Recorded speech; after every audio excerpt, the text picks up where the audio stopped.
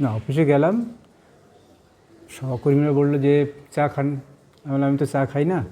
চা খান না? সত্যি খান না? কী করে পারেন? খুব ভালো, খুব ভালো, চা না খাওয়া খুব ভালো। ভাগ্যিস আপনি পারেন, আমরা না পারি না। দিনে 4 কাপ 5 কাপ সেই ছোটোবেলা থেকে অভ্যেস করছি, খেতেই হয়। কিন্তু চা না খাওয়াটা কি খুব ভালো? চার নিয়ে একটু খোঁজ খবর নিলাম বুড়ো বয়সে এসে, যে যদি ভালো কাজ করে থাকি খুব ভালো। কারণ বলি তো যে অনেক কিছু করিনি, তার জন্য ভালো আছি। সুতরাং দেখি চা না খেয়ে কতটা ভালো আছি। সেইটা খুঁজতে গিয়ে একটু ভিমরি খেতে হলো।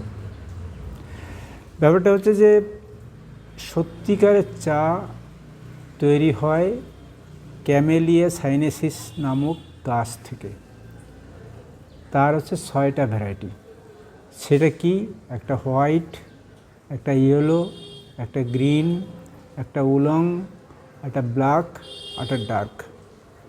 এর বাইরেও অনেক ভ্যারাইটি আছে, ভেরিয়েন্ট আছে। সেগুলো হচ্ছে যেমন দার্জিলিং চা, আসাম চা, এরকম।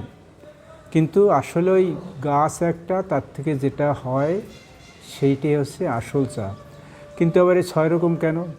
6 রকম হয় এই জন্যে যে অক্সিডেশন অ্যান্ড আনঅক্সিডাইজেশনের জন্যে। আনঅক্সিডাইজটা কি?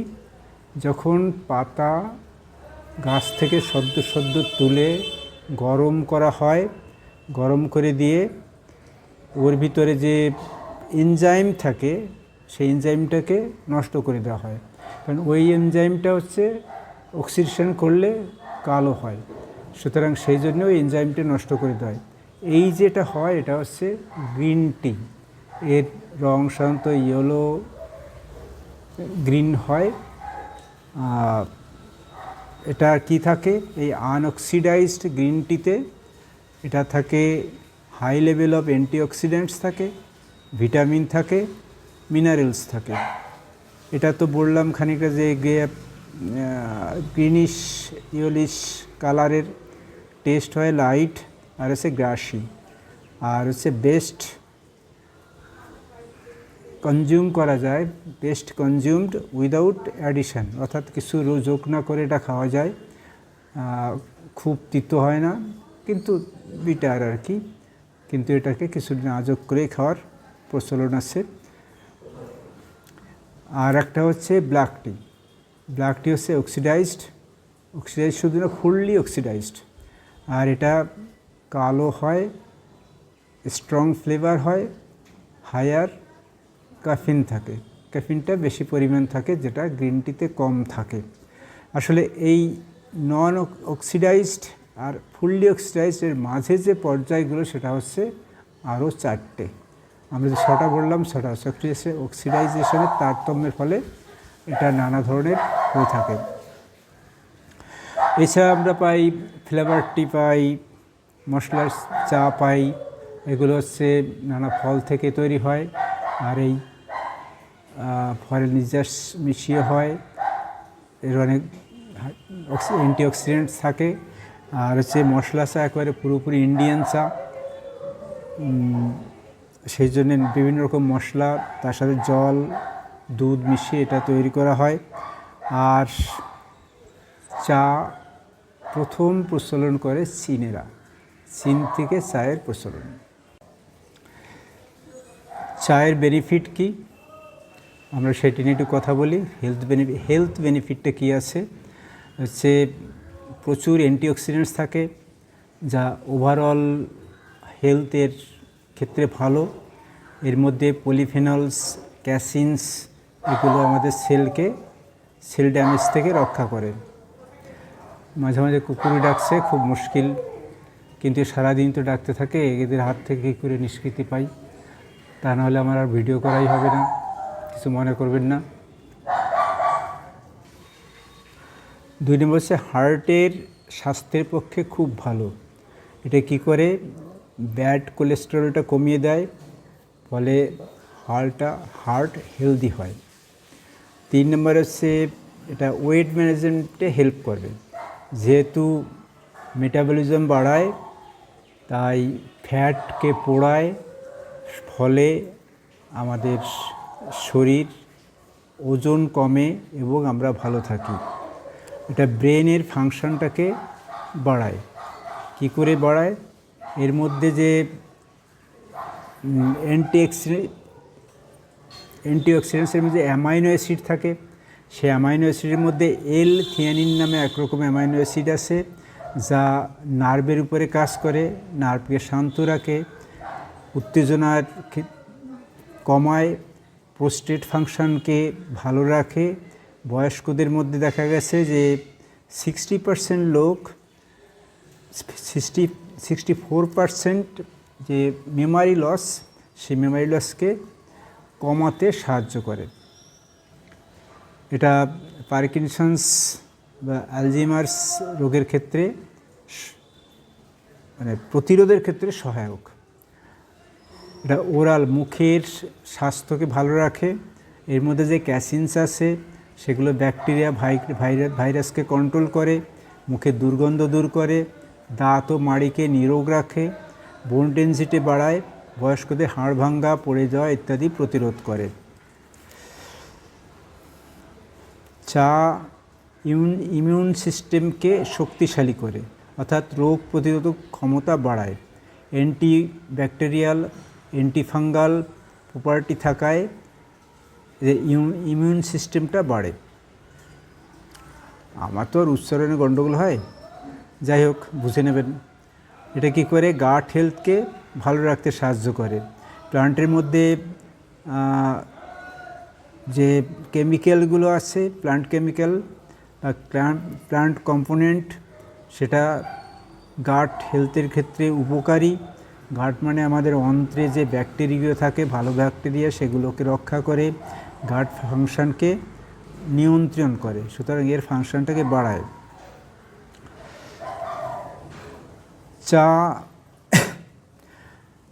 যে ক্যান্সার, অনেকে বলে যে চা নাকি ক্যান্সার সারে, এটা আগে দেখতাম, বিজ্ঞাপনে দেখতাম খুব, কিন্তু কথাটা সঠিক নয়, এটা একদমই ঠিক নয়। চা কোনো রোগকেই কিন্তু সারায় না, হ্যাঁ, মানে এককভাবে কোনো রোগকে সারায় না, কিন্তু অসংখ্য রোগের থমকে দিতে সাহায্য করে বা ভালো থাকতে সাহায্য করে। যার জন্যে ক্যান্সারের যে কারণে যে জ্বালা হয়, দাহ হয়, সেই জ্বালাটাকে কমাতে সাহায্য করে চা। কারণ এর মধ্যে প্লান্ট কেমিক্যাল ফ্লেভানয়েড থাকে, যা গ্রিন টিতে সবচাইতে বেশি থাকে। ক্যান্সার প্রতিরোধে, জ্বালা যন্ত্রণা করতেও গ্রিন টি খুব হেল্প করে। স্ট্রোক এবং হার্ট ডিজিজের ক্ষেত্রে চা অত্যন্ত গুরুত্বপূর্ণ ভূমিকা নেয়, কারণ গ্রিন টি কোলেস্টেরলের মাত্রা কমায়, ফলে হার্ট অ্যাটাক, স্ট্রোক এবং অন্য হার্টে যে ডিজিজগুলো সেগুলো কমে। কারণ কোলেস্টেরল হাই থাকলে রক্ত জমাট বাঁধার সম্ভাবনা থাকে, সেই কোলেস্টেরলকে নিয়ন্ত্রণ করে চা। যার জন্যে গ্রিন টি এই যে রিস্কটা, রক্ত জমাট বাঁধার রিস্কটাকে কমিয়ে দেয়, এটা ব্লাড প্রেশারকে কমায়। হাড়ের ডেনসিটি বাড়ে, ফলে হাড় শক্ত হয়, হাড় ভালো থাকে। বয়স্ক হলে যে অস্টিওপোরোসিস আর ভাঙ্গা হাড়ে কার্যকরী ভূমিকা নেয়, অর্থাৎ বডি সুগার আর ইনসুলিনের ক্ষেত্রেও সহায়ক ভূমিকা পালন করে চা। এই জন্যে বয়স্কদের চা খেলে এই দুমদাম পড়ে যাওয়া, হাড় ভেঙে যাওয়া, এগুলোর থেকে মুক্তি পাওয়ার সম্ভাবনা বেশি।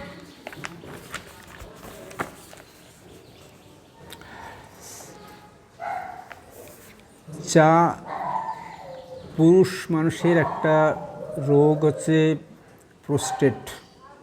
এটা বয়স বাড়ার সঙ্গে সঙ্গে প্রোস্টেটটা বাড়ে, ফলে অনিয়মিত প্রস্রাব হয়, ঘন ঘন প্রস্রাব হয়। সেই জন্যে এর ভিতরে চায়ের মধ্যে পলিফেনল থাকে, সেগুলোই প্রোস্টেটকে প্রিভেন্ট করে। আর সে ফ্রিকুয়েন্ট যে ইউরিনেশন, অর্থাৎ প্রস্রাব, সেগুলোকে কমায়। শরীরে যে এক্সেস স্ট্রেস বা অ্যাংজাইটি আমাদের ভিতরে গ্রো করে, সেগুলোকে কমায়। কারণ অ্যামাইনো অ্যাসিড থাকে, এল থিয়ানিন নামে যে অ্যামাইনো অ্যাসিড, সেটা নার্ভের উপরে বিশেষ কাজ করে, যার জন্য মুড ভালো থাকে, ভালো ঘুম হয়, ফলে মানসিক চাপ ও উদ্বেগ কমে। যথেষ্ট পরিমাণে উৎসাহ দেয়, ক্লান্তি রোধ করে এবং ক্যাফিন থাকার দরুন এগুলো হয়। কারণ চায়ের মধ্যে ক্যাফিন আছে। আমরা যেমন চা খেলে একটু তাজা বোধ করি, যখন ঘুম আসতে যায় চা খেলে ঘুমের মাত্রাটা কমে যায়। বিশেষ করে পড়াশোনার ক্ষেত্রে, গবেষণার ক্ষেত্রে এটা অত্যন্ত কাজ দেয়, কারণ শরীরটা একটু চাঙ্গা হয়, ঘুমটা দূর হয়। সুতরাং এর মধ্যে যে ক্যাফিন থাকে, সেই ক্যাফিনের জন্যে এটা সম্ভব। কিন্তু এই ক্যাফিন আবার ব্ল্যাক টিতে বেশি থাকে, গ্রিন টি থেকে কম থাকে। চায়ের একটা কার্যকরী ভূমিকা হচ্ছে ইয়াঙ্গার দেখায়, চামড়া ভালো থাকে। অনেক ক্ষেত্রে চায়ের যে নির্যাস, সেটা মুখের যে এগুলো তৈরি হয়, অ্যাকনেগুলো হয়, ব্রণগুলো হয়, সেগুলো কমাতে সাহায্য করে বা তার জন্য ব্যবহার করা হয়। গ্রিন টি ভালো না ব্ল্যাক টি ভালো, স্বাভাবিকভাবে একটা প্রশ্ন আসবে। তো যেহেতু গ্রিন টি আনঅক্সিডাইজড, সুতরাং এরপরে উচ্চ পরিমাণে অ্যান্টিঅক্সিডেন্ট থাকে।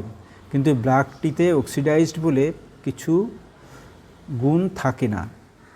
ক্যাফিন বেশি থাকে ব্ল্যাক টিতে, এর উত্তেজক ক্ষমতা বেশি, গ্রিন টির কম।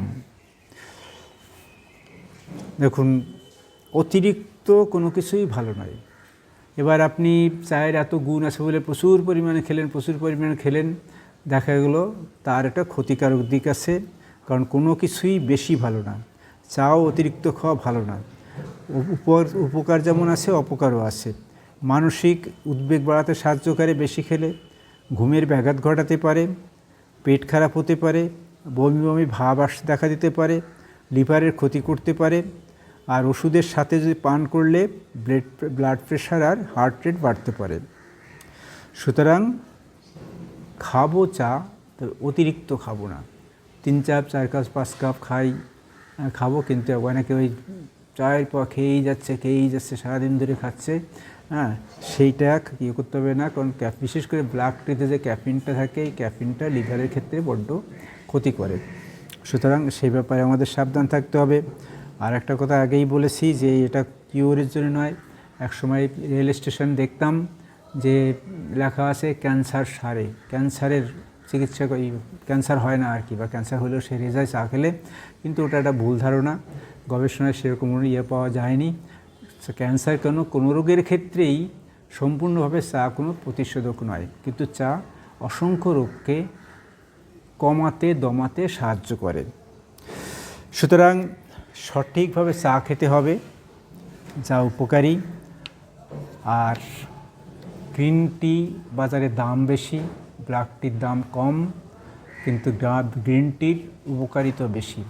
সুতরাং বুড়ো হয়েছি বলে এই যে এতদিন চা খাইনি, সে অভ্যাসটাকে একটু পাল্টাতে হবে।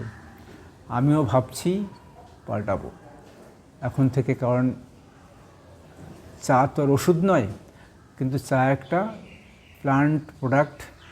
সেটা যদি আমাকে ভালো রাখতে সাহায্য করে, আমি কেন খাবো না? সকালে বিকাল তো খেতেই পারি, প্রয়োজন মাফিক খেতে পারি। আপনারা চা খাবেন কিনা নিজেরা সিদ্ধান্ত নেবেন, কতটা খাবেন সেটাও সিদ্ধান্ত নেবেন, আর ভালো থাকবেন। হ্যাঁ, আর একটা কথা, যদি এই চা সম্পর্কে আমি যেটা বললাম এগুলো আপনাদের ভালো লাগে, তাহলে শেয়ার করবেন বন্ধুদের সঙ্গে। ভিডিও শেয়ার করতে পারেন অথবা বন্ধুদের বলবেন। আর ভালো লাগলে লাইক করবেন, খারাপ লাগলে ডিসলাইক, আর পারলে একটু সাবস্ক্রাইব করুন।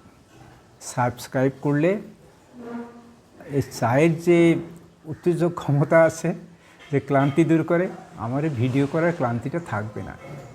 ভালো থাকুন, সুন্দর থাকুন।